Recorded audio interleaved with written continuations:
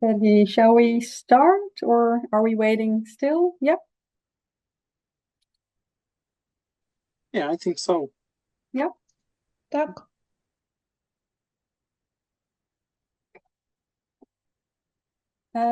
Yes, so welcome everybody. Thank you so much for taking the time to be here to discuss this important topic. And also thank you to the translators. I don't know where you are, but thank you so much for your great services. Thank you.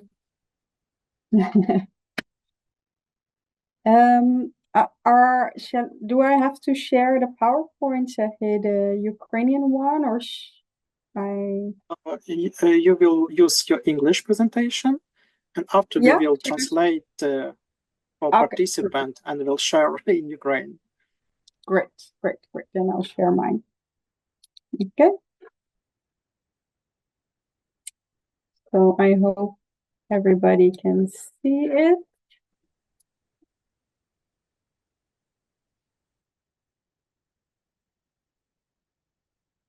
Is it, yeah?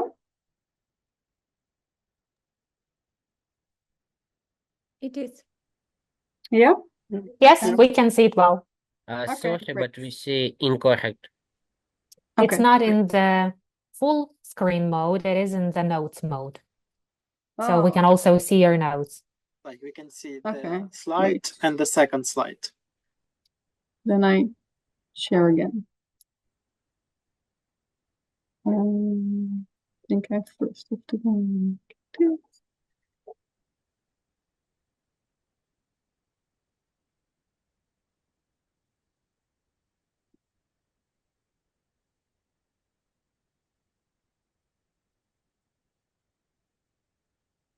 Is this better?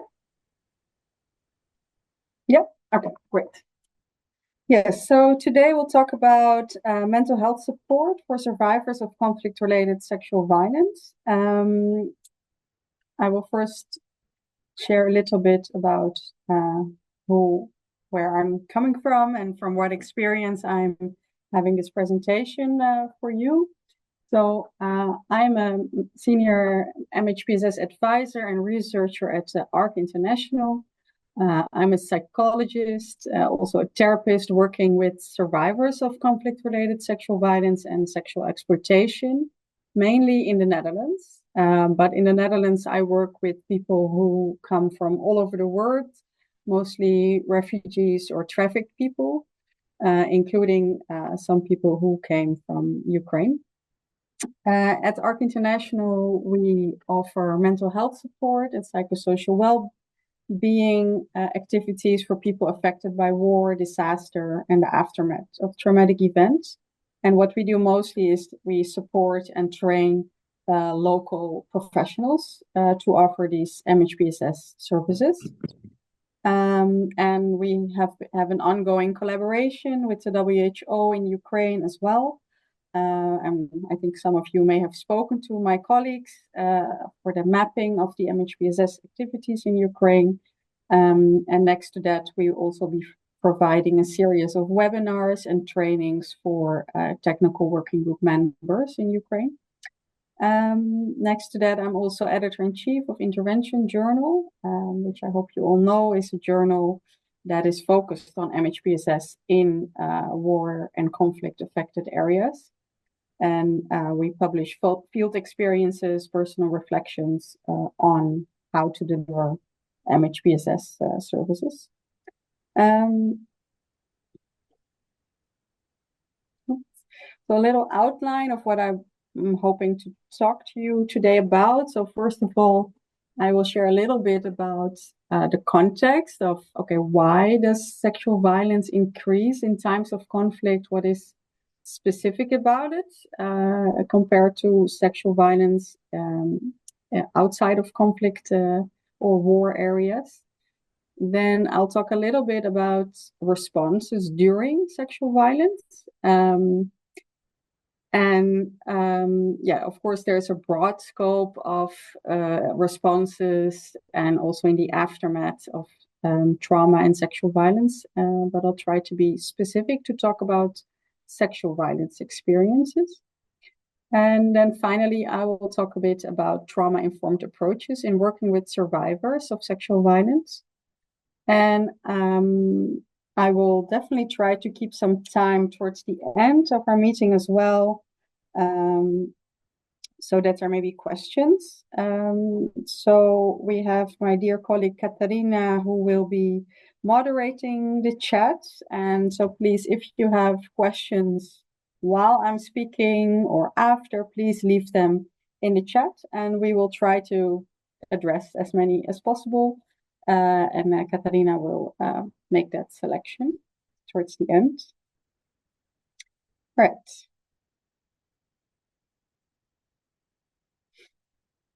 So just to give you a bit of a overview. So in my experience, I've mostly worked on the top of the pyramid. So specialized services for people who have experienced conflict-related sexual violence, sexual exploitation, and have since developed psychological complaints, psychiatric disorders that are in need of treatment or interventions. Sometimes individually based, sometimes group-based approaches or peer-to-peer offerings. And that is also the experience I will speak from mostly today. But that is not to deny, of course, the important work that also takes place on other layers of the intervention pyramid of the IASC working group. And but that won't be part of my presentation. But I do fully acknowledge the important work there, and we could also have a meeting about that for sure.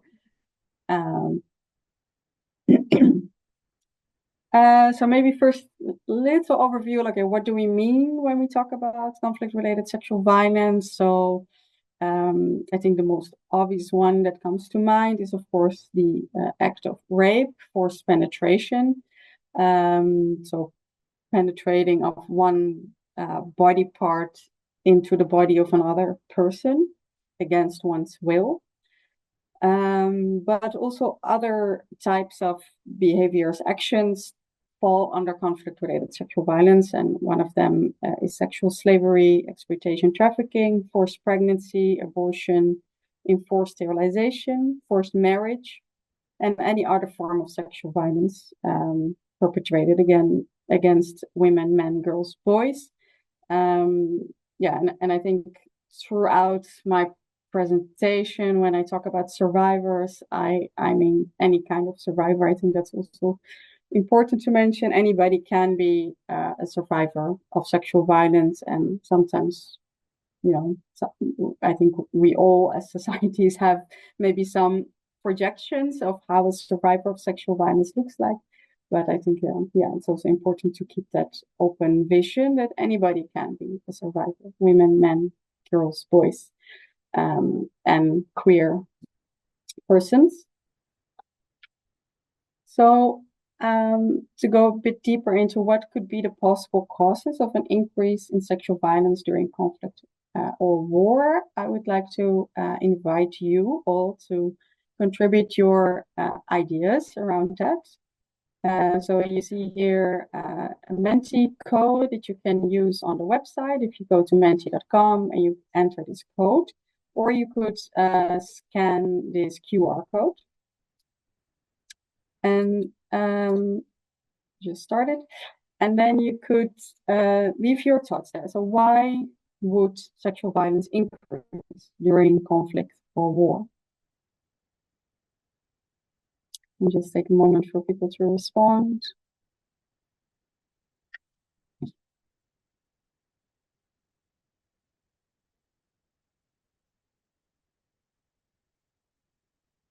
Mediation is coming in.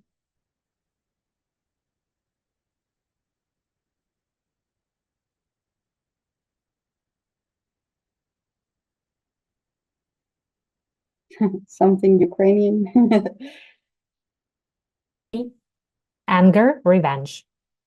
Anger, revenge. Thank you.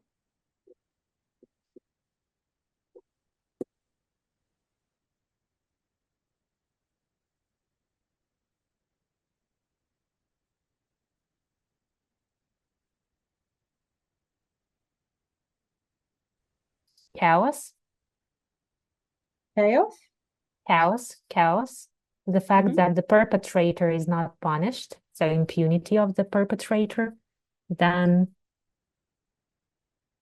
the feeling of the fact that it's like the perpetrator won't be punished.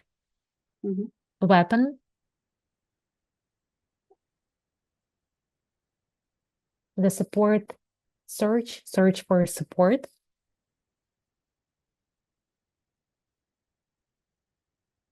Well, then again, like this, it's used as additional weapon.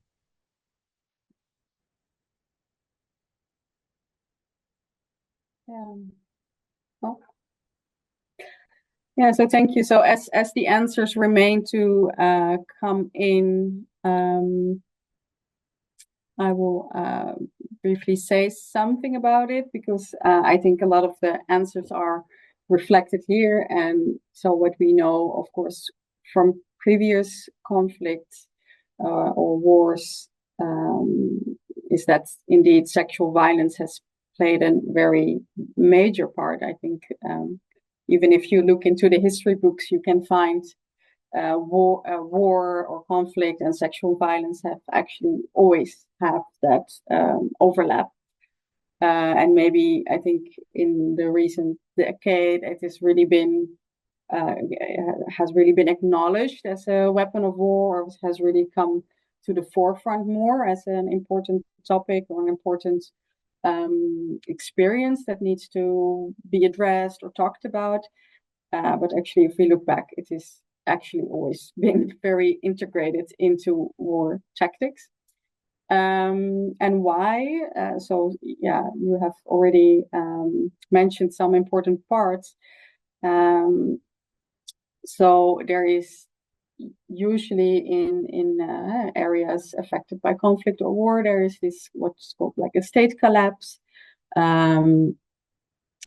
So that enables indeed a climate of impunity. So there is no functioning law system, there's no functioning police, there's no functioning protection systems that are usually in place in functioning societies, let's say.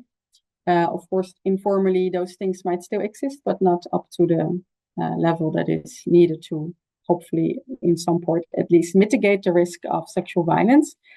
And then there is the loss of social structures, usually in areas of conflict. So, meaning that,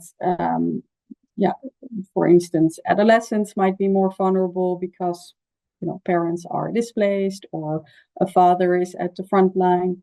So this loss of social structures also makes people more vulnerable towards sexual violence. And again, this is about protective mechanisms in societies. And in general, people, especially displaced people, might be in more unsafe surroundings.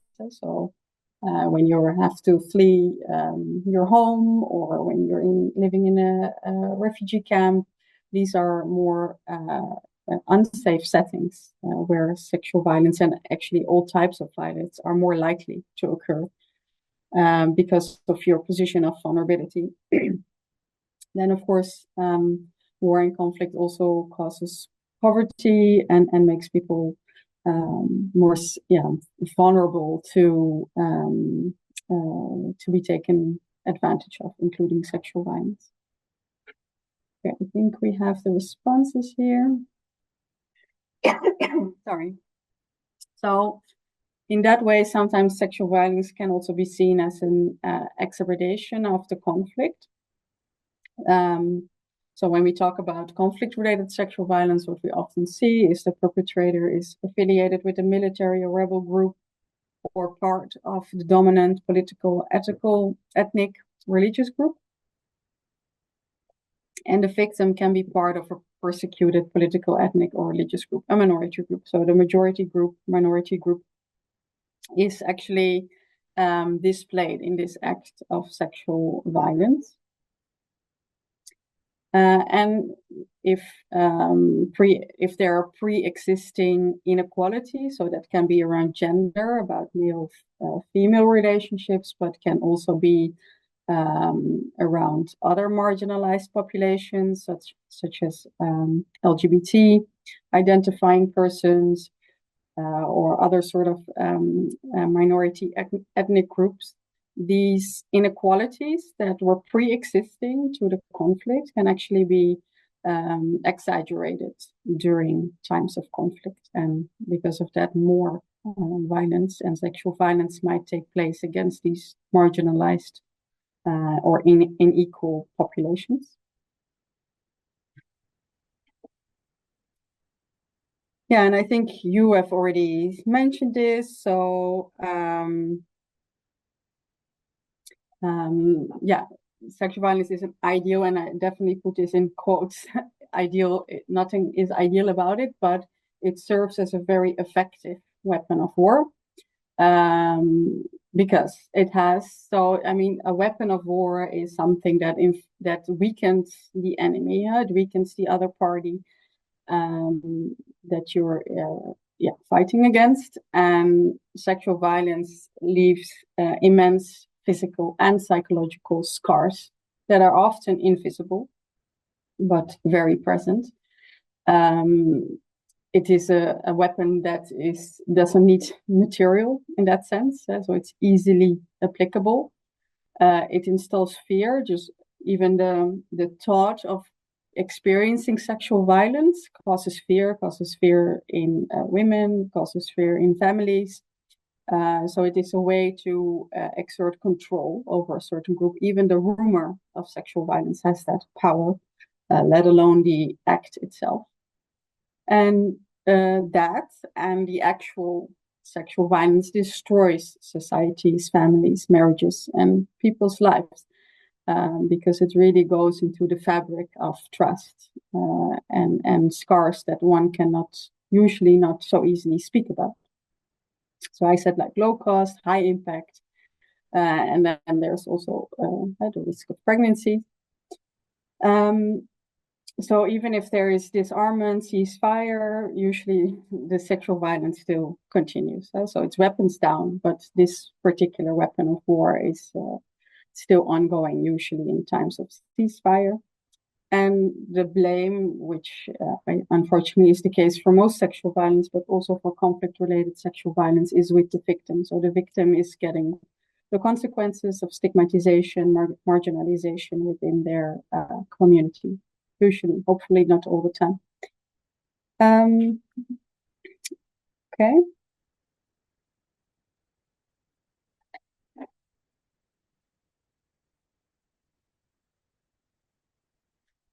Sorry.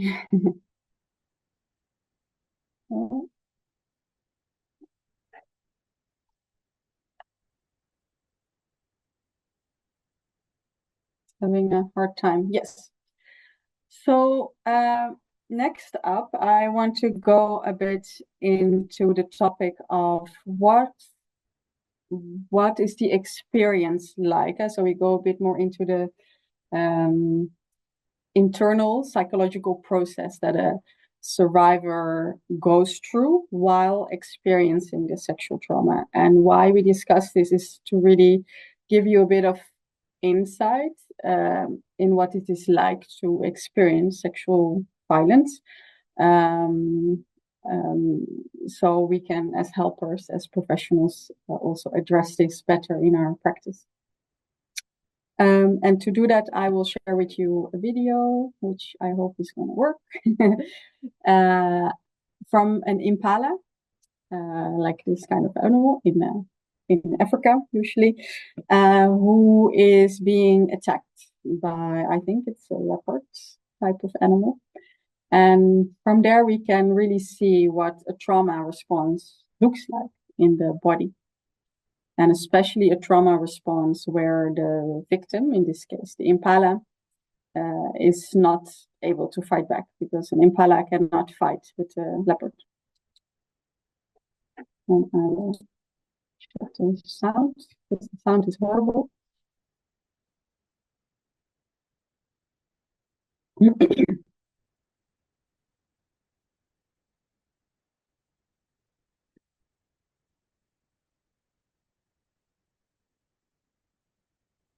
So here is the leopard who is attacking the impala.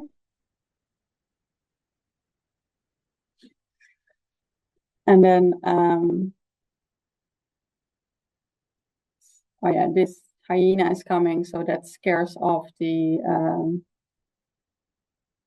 leopard. The leopard runs away. And this is the head flop that is shared actually quite a lot by survivors. So this, yeah, a bit of fainting type of response. And then, so after the danger is gone, so you can see the impala is completely still, almost dead, looking dead. And then the deep belly breathing starts again.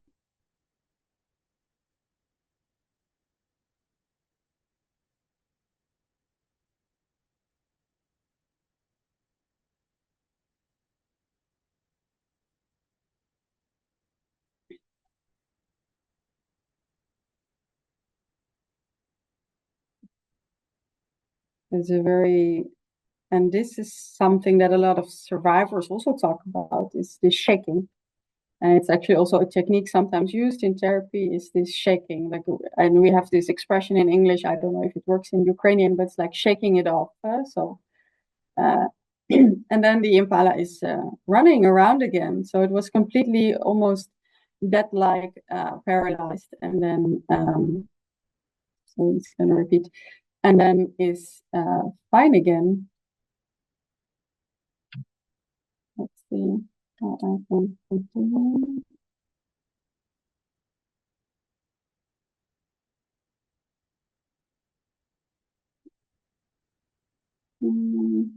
Has to stop. Sorry, I'm just gonna stop this and then continue here. So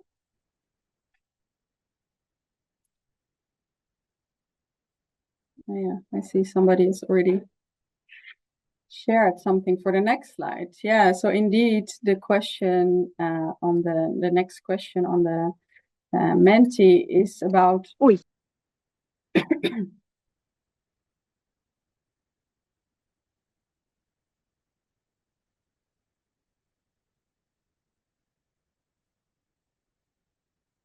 Can you see the next slide on the Menti? Yes, but it's not in the full screen presentation mode. It is again in that weird mode. Yeah, okay. Sorry about that.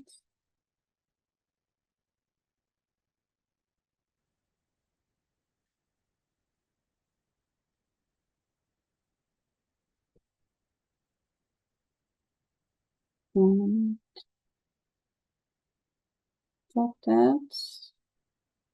Yes.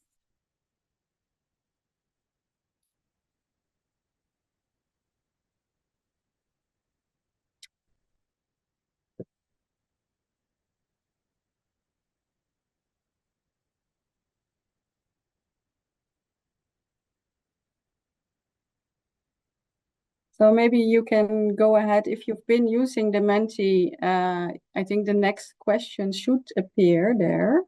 And the question is, which emotional, behavior, or physical or psychological reactions may somebody experience during sexual violence? And I think some of it we can see from the impala just now.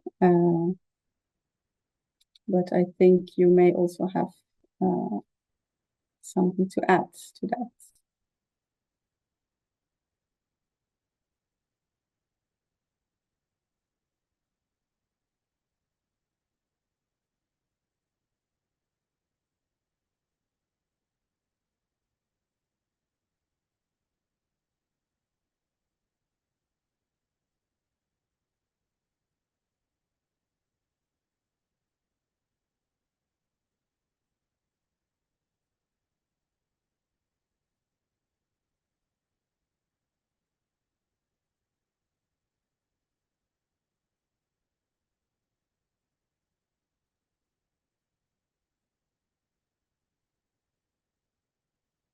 Are you able to access?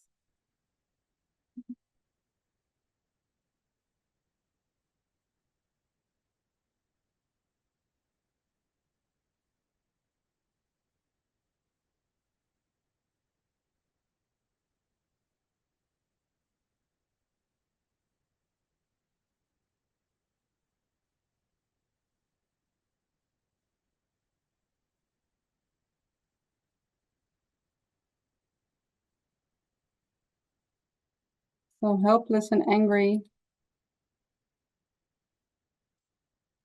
Most answers are no in the chat. Okay. They're not able to share? Okay. They cannot answer, yeah. And now? I think some are coming.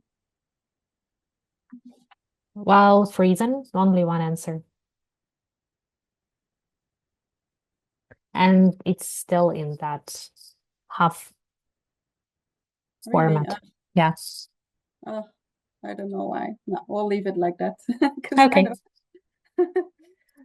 I can see the full screen. I don't know why. Maybe you can click on that button below. Yeah. No, it's not working. No. Well, I don't have any secret notes, so sorry about that. I can click like this.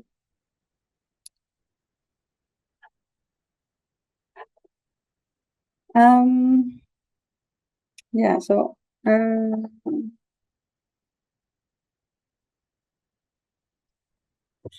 some more thoughts are coming.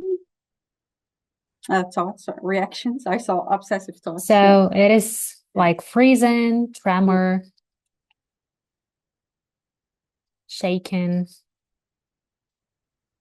acute stress or severe stress, impossibility to resist, despair. All the other ones are in English. Yeah, thank you. Yeah, so while the answers are dripping in, so well, as we can see from the Upala, like from the outside at least, yeah, there are these many bodily responses. So the deep breathing, the shaking that we saw, this head flop, which is a common thing we hear among survivors during sexual violence. And of course, this is true for all types of trauma experiences, but today to focus on conflict-related sexual violence, I will go a bit deeper into that specific experience. And basically, the body is really perfectly designed to deal with this type of life-threatening situation. And I think for sexual violence survivors, even if your life is not actually on the line, it is like a life-threatening situation, the sexual violence. And sometimes there's even the life threat included in the sexual violence where people are threatened. And the body is designed in a way to respond to that. It has like a whole built-in system to deal with that type of immense stress that is actually very nicely designed. Yeah, but not always so functional afterwards, which I will get into. But basically the whole body, and because of that, the mind is designed to survive, to do what is needed to survive, to get out of that situation alive. And so there's this whole stress response system that your brain part and your hormones and all the chemicals in your brain work together to make sure that you survive this situation. And I will move to the next slide. And what you can see here, maybe if I do this, no, is I won't go into all of this, but basically what you can see here is that all sorts of body parts respond. So certain bodily functions become slower, like your indigestion. Other bodily responses go quicker, like your heartbeat, as you can all, I think, relate. When you're nervous, your heart starts to pound, and definitely that's true in trauma situations.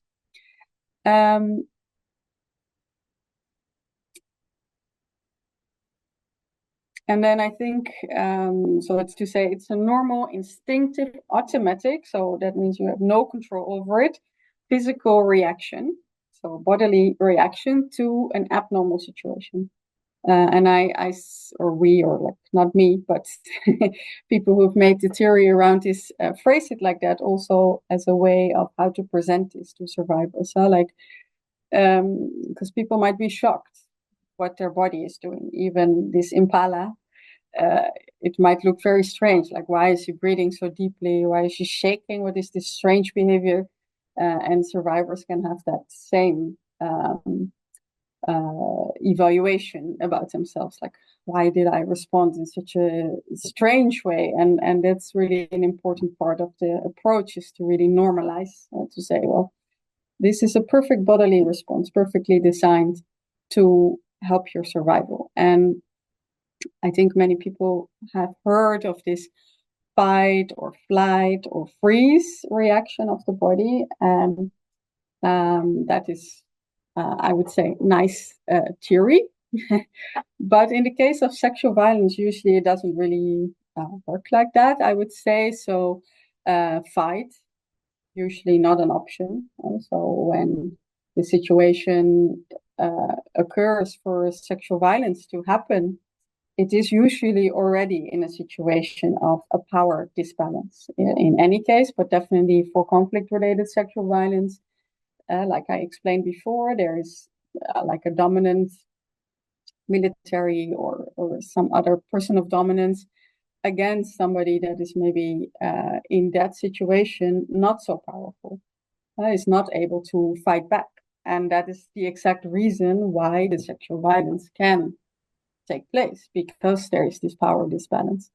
And I think we see that a lot now in many stories coming out on sexual violence in companies, in Hollywood, because there is a power disbalance. So fight, no, I don't think that's, of course, there are survivors that do, and that see that opportunity. But for many, many survivors, fight is not an option. And actually, sorry. Oh, okay. And actually, fight is also not a very smart idea in terms of survival, because what will happen when you start to fight as the one who's being attacked? Well, the other person will even fight back more forcefully or even use a weapon. So it's not a smart way of surviving. The same for flight. Like, usually the whole situation is already like that you cannot run away, you cannot escape, because that is the power disimbalance in which the sexual violence can take place. So for most survivors, the option is freeze. And I think we saw that with the impala, and I want to go a bit deeper into that topic with you. So this is a quote from one of the persons that I work with, who is a survivor of sexual exploitation in the Netherlands. And this person said, "I wanted to scream and fight back, but my body just froze. I felt like I was trapped inside myself, unable to move or make a sound. My body was not mine anymore." And so this is something actually really common, what we hear. So a little bit of background about that. So this is like a response line of how people can react in intense stress or traumatic stress. So in the beginning, people maybe can freeze, like, what's happening, but they're still attentive. So they're immobile, but and attentive. Then there, like I discussed, there's the flight or fight, which is usually not an option in sexual violence. And for fight or flight, there is this increase in energy needed. You need to run, so the body, the muscles start to prepare to have that fight or flight reaction. So is ready to run, but then actually you're not able to run, so you shut down that energy, and then you get into the state which we call fright. And another word for that is tonic immobility. And actually, I will talk a little bit more about that, but it is something that research tells us 70% of sexual violence survivors experience tonic immobility. And it is linked to worsened psychological outcomes after sexual violence. So what does it mean? So people have that super alertness because of the bodily energy, let's say, to fight or flight, but they're not able to. So the body becomes completely immobile. So people feel like their body is unresponsive. Their body actually is unresponsive, not able to move, but people are super attentive. So they see and realize and undergo everything, but their body is unable to move. So this is something that happens a lot in sexual violence, and not many survivors have, of course, heard about this phenomenon naturally. And so it causes a lot of confusion in people afterwards. Okay, but I didn't want it, but I didn't fight back. I just lay there, and I didn't kick, I didn't scream, I didn't do anything. I let it happen. And so I think for us as professionals, it's so helpful to be aware of this phenomenon, that it's very biological, bodily, automatic, involuntary response that happens so often to during sexual violence. And then the other phenomenon I want to discuss with you is called arousal non-concordance. I will explain that, and that has also to do with the body reacting to stress. So what happens during stress is the body gets into a heightened state of arousal, and because of that heightened state, like the body doesn't differentiate. So the body doesn't have a good or bad or nice or not nice evaluation of this arousal. That is actually only our own interpretation, our own mind coming on top of that, saying, okay, this is nice. I'm having a body reaction because it's nice, or I'm having a body reaction because it's not nice, but it's the situation and our interpretation that makes that distinction. But for the body, like having a strong heartbeat because you're in love with somebody, or having a strong heartbeat because you're very nervous, is the same strong heartbeat. So there's no differentiation, but it's because of the situation that you make that distinction. And because of that, a lot of people, at least 20% that has disclosed that in scientific research, have a genital response during sexual violence. And that is, of course, very shameful and confusing for survivors, because people, of course, associate genital response or even orgasm with consent, like I want this, I like this, but that is not the case. That is not the same thing. So you can have that response during sexual violence, and it does not mean that you like it, does not mean that you want it, does not mean that you consent, and does not mean that it was not involuntary.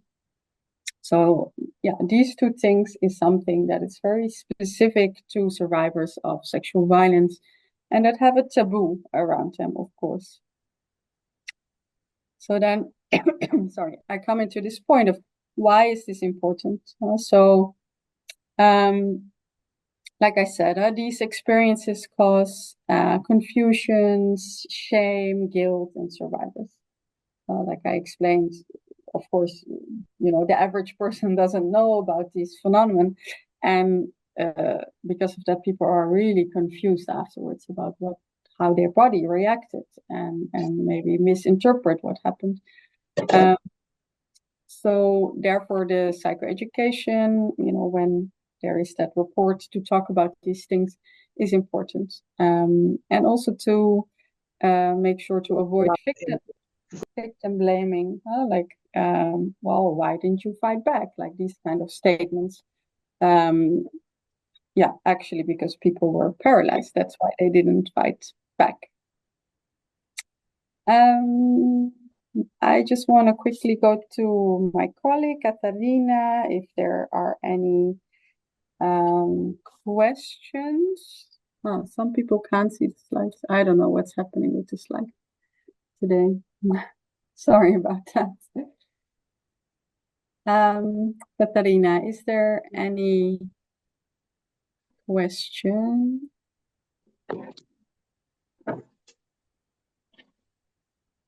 From the chat? She shakes head.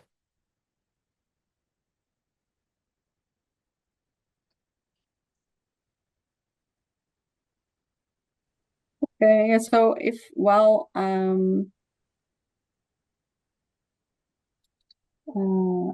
if you do have any questions, please leave them in the chat, or something to clarify from what I've talked about, or some personal case that you've worked on to share. You're very welcome. Maybe then this is also a moment to say, I talked about it a little bit, so we're working together with the WHO in Ukraine, and we offer this, I think it's called like an MHPSS help desk, and there's also the opportunity to request a consult with me or with any of our other experts on many topics, but definitely also on the topic of sexual violence. So if you have a case where you have questions about this topic, more on the technical side or more on the how to approach survivors, you're also very welcome to share that through that mechanism. And then I will reshare the PowerPoint.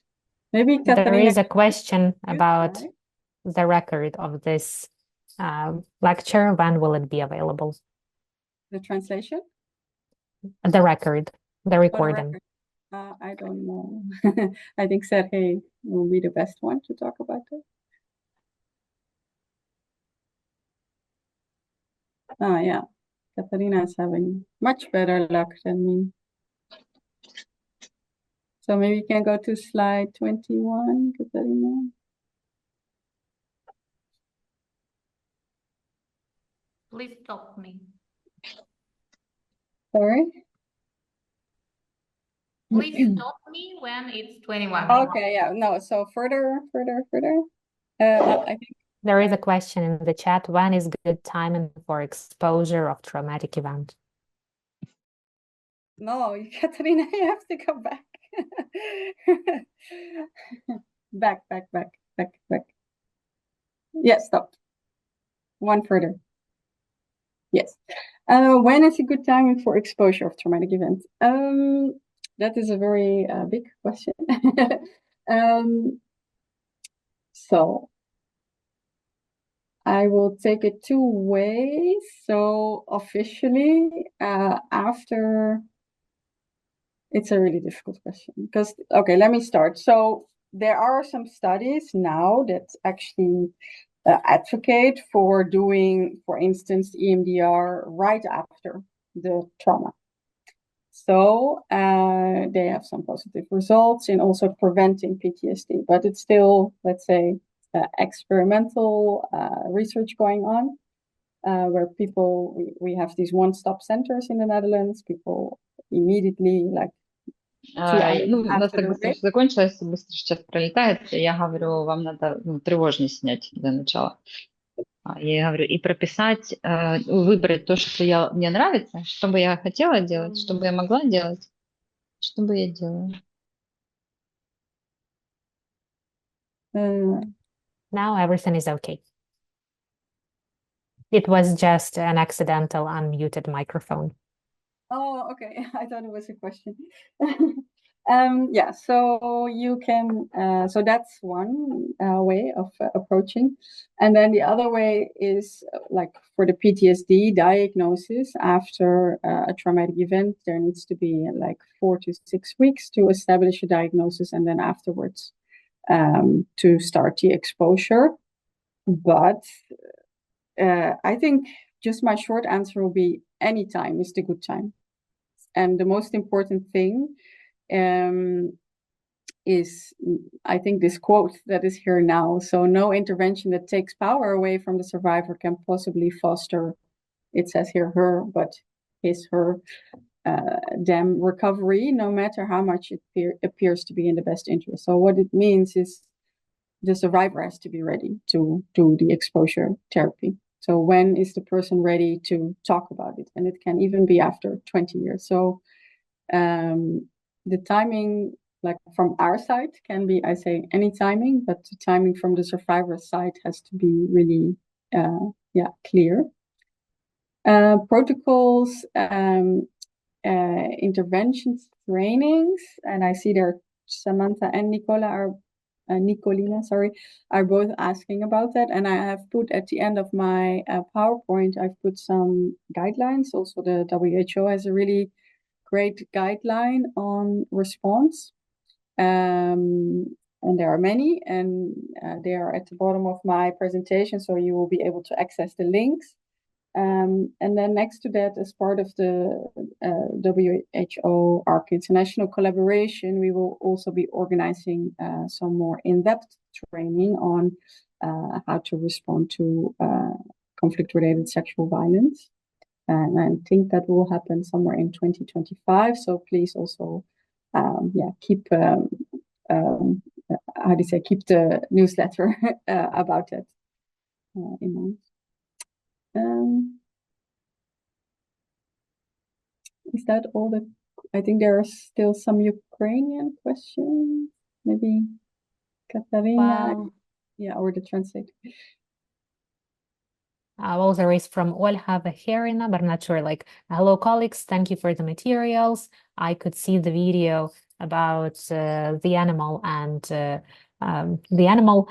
it's very important to use during the trainings. We've been trying to find it for half a year in the internet. And could you share the link to that video? Yes. About Ipala. And also, there is the need to feel special during the war. And there is the need to hear about the specifics of sexual conflict-related sexual violence, not during the conflict, but during the war, maybe. Like, that's the question. I'm trying to understand what it means. And maybe we need to pay attention to something specific when we're speaking about war-related sexual violence. Yeah, if there's a difference between conflict-related sexual violence or war. Or maybe just the difference between sexual violence and conflict or war-related sexual violence. I think in the theory around this, I think it's used interchangeably. I like from talking to the patients and reading about the topic, I think the main difference I could identify is that with rebel groups, which is often the case in more conflict settings, how to say, like, I think it's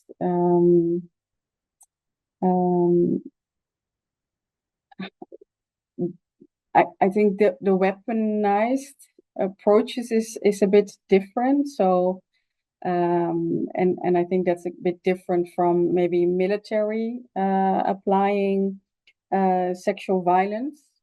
But I don't think there's such a strong disconnect to make there, and also not in terms of what it means for the survivor. I can't think of any major difference. I think the only thing we could still discuss, and that could definitely be part of this training, is talking about sexual torture. So of course, also for prisoners of war, a lot of times sexual violence, sexual torture, or genital torture is used. And I think that is, even another dynamic, because it is happening in a prison setting. So that is something I could see the distinction there. And of course, there are also some specificities to discuss when it comes to male survivors of conflict-related sexual violence, because there is this, like you have to inform me about the situation in Ukraine, of course, but from my experience, I know there's so much more shame and taboo around male survivors of sexual violence, and especially when it happens to military people who, yeah, of course, are used to be in charge and to have this control, and then are becoming in the position of being a victim or a survivor. And that is a very difficult dynamic also for therapy. And there is one more question. Yes, how can we find the approach to the survivors who are military service members who survived the sexual violence?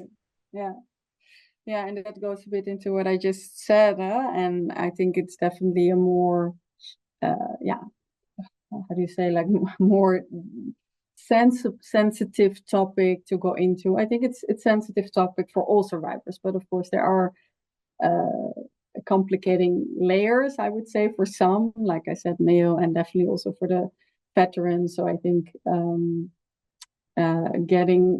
if we talk about how to deal with that in terms of trauma therapy or how to disclose, I think there's much more of a barrier around it, or there's much more of a defense into going into the vulnerability of what happened, and the loss of control that happened. And I think to really feel that and to acknowledge that and to speak about that, I think it's much more complicated for some survivors as compared to others, but not easy for any survivor, I would say.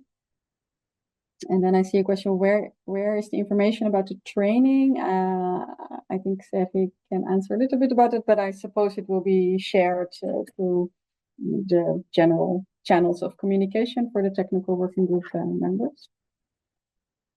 Right, I see Katarina nodding, so that's good. I said the good thing. Are there more questions for now? I think we are also approaching... Not in Ukrainian. Not in Ukraine. Oh, did I miss an English one, maybe? I don't know. I was just actively tracking the Ukrainian ones. Yeah, thank you. I think the English ones I have covered. Yes. So I also want to... Only comment. Thank you. Only one comment. New comment. Thank you. Well, thank you too for listening in. And I hope it can be, I mean, we had like a really short time to talk about this very big, very complex, very, unfortunately, very major topic in Ukraine at the moment. So it was like really scratching the surface on the topic. And I hope we have more opportunity to talk about it. And I hope to see some of you for the training. Yeah. Excuse me, can you please, some participants ask to share the link to the Impala video? Yeah. Do you want me to do that now, or can we do it? I think it would be helpful maybe in the chat or after you like finish. Yeah. Definitely. I also really like that video, so I'm happy some of the participants are also appreciating it. Maybe we can stop sharing this screen. There are so the PowerPoint will be shared, I think, soon. And you will find at the bottom, like I said, some more guidelines, links, and also some work or some slides on trauma-informed approaches. I didn't have time to get into that, but it will be there in the slides. And I just hope this is the start of many more conversations, because I think there's so much more to talk about when it comes to this topic. Let me just share the Impala. So you have to mute because there's an awful, how do you say, like a sound over it. Let me find the link, share, copy. Chat. And here's the YouTube link.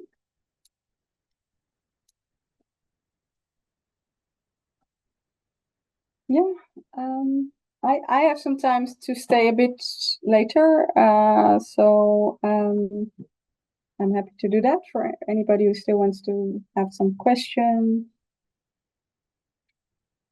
I'll just hang around for a few more minutes. But meanwhile, thank you everybody for attending, and I hope it was useful in your work.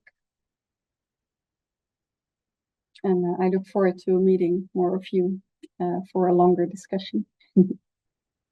We see. There are a lot of thank you words, a lot of gratitude. People are saying that the information was very useful. This is very important topic, and I'll be looking forward to our next meetings, and a lot of thank yous.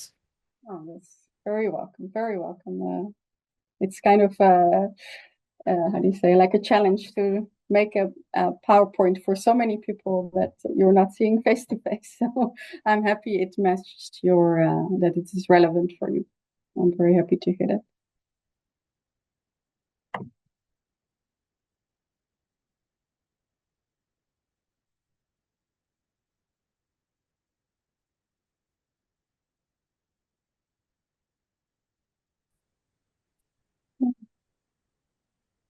And one more question about whether the recording will be available of this. I don't know about the recording, so.